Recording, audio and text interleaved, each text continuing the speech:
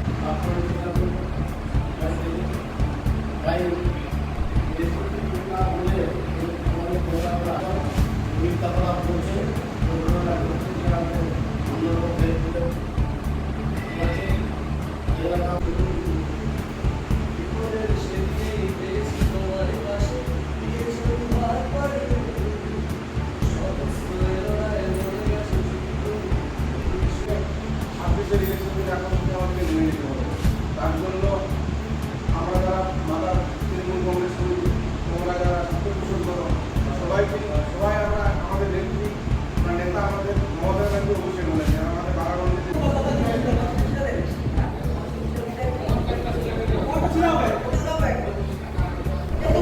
এবং কিন্তু তার মোকাবিলা ছাত্র সমাজকে করতে হবে। আমাদের দল মমতা বন্দ্যোপাধ্যায়, অভিষেক বন্দ্যোপাধ্যায় থেকে শুরু করে আমাদের